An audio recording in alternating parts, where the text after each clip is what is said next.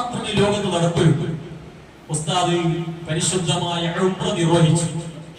ഒരു ഉംറ നിർവഹിച്ചാൽ തന്നെ അദ്ദേഹത്തിന്റെ സർവ്വ പാപങ്ങളും പൊറുക്കപ്പെടാൻ അത് കാരണമാണെന്ന് അഷ്റഫുൽ ഖൽഖ് സ്വല്ലല്ലാഹു അലൈഹി വസല്ലം പറഞ്ഞു.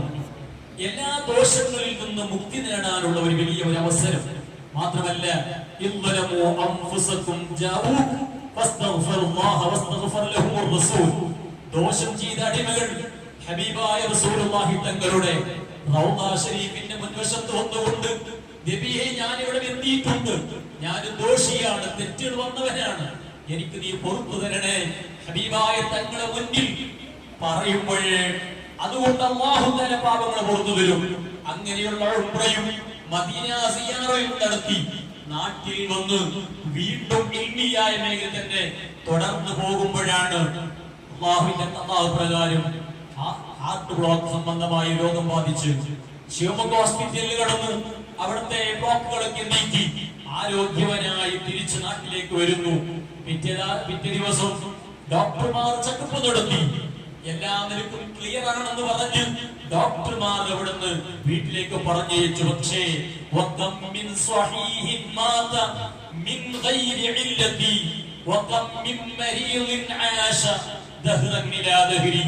എത്ര രോഗികളാണ് ഇപ്പോൾ മരിക്കും, ഇപ്പോൾ മരിക്കും, കഫൻ എല്ലാ വസ്ത്രങ്ങളും വാങ്ങി വെച്ച് കാത്തിരിക്കുന്ന മക്കൾ, ഇപ്പോൾ മരിക്കുമെന്ന് കാത്തിരിക്കുന്ന കുടുംബങ്ങൾ. പക്ഷെ ആ രോഗിയായ മനുഷ്യൻ മരിച്ചില്ല. ആയിഷ കുറെ കാലം ജീവിച്ചു. പക്ഷേ ഒറ്റൊരു രോഗം പോലും കാണാത്ത എത്ര ആരോഗ്യവന്മാരാണ് മരിച്ചു പോകുന്നത്.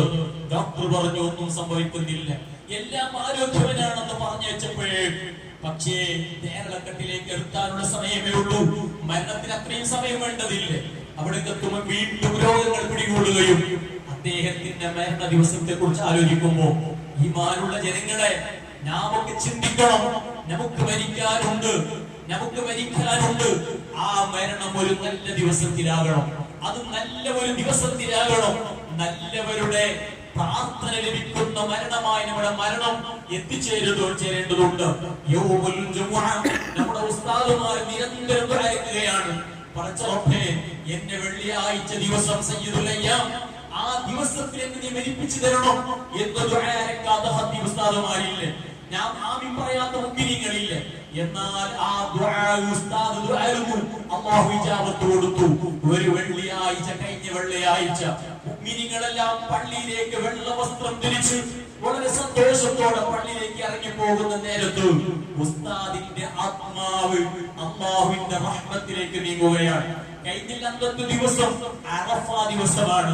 മുഅ്മിനീങ്ങൾ മുഴുവൻ നോമ്പനുഷ്ഠിച്ച് അല്ലാഹുവിലേക്ക് അടുത്ത് അല്ലാഹുവിനെ ഓർത്തുകൊണ്ട് ഇബാദത്തിലൂടെ ധന്യമാകുന്ന മുഹൂർത്തം. ആ മുഹൂർത്തത്തിലാണ്, ആ ദിവസത്തിലാണ് ഉസ്താദിന്റെ റൂഹ് അല്ലാഹുവിന്റെ റഹ്മത്തിലേക്ക് നീങ്ങുന്നത്.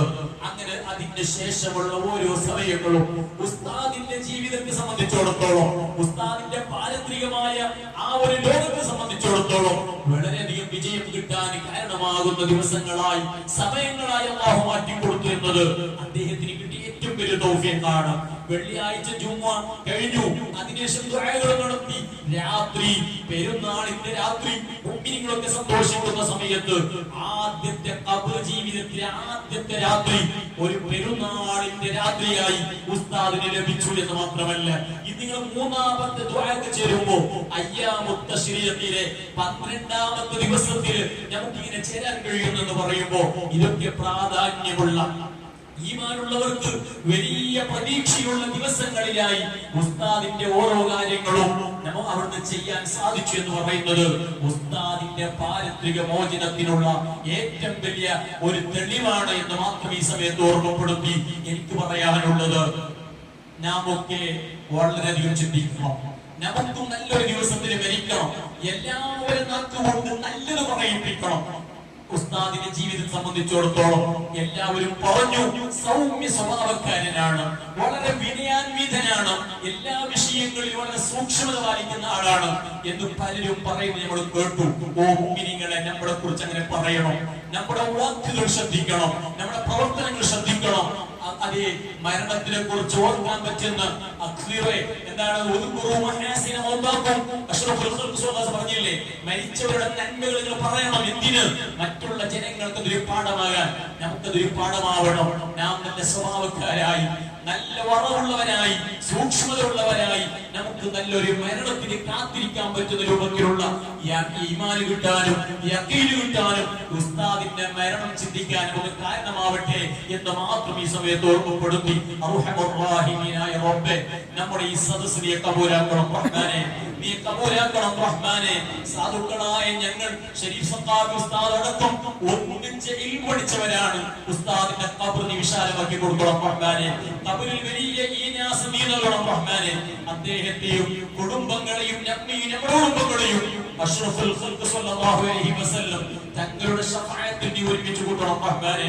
അല്ലാഹു അവിടുത്തെ പ്രിയപ്പെട്ട ഭാര്യ വിധവയായിക്കൊണ്ട് അല്ലാഹുവേ നീ ക്ഷമ നൽകണേ അല്ലാഹ്. ആ സഹോദരിക്ക് ഖൈറായ ജീവിതം നീ നൽകി അനുഗ്രഹിക്കണം റഹ്മാനെ. അതുപോലെ 4 കുഞ്ഞുങ്ങളുണ്ട്, പൈതലുകളുണ്ട്. അല്ലാഹുവേ ആ മക്കളെ നീ ഏറ്റെടുക്കണം റഹ്മാനെ.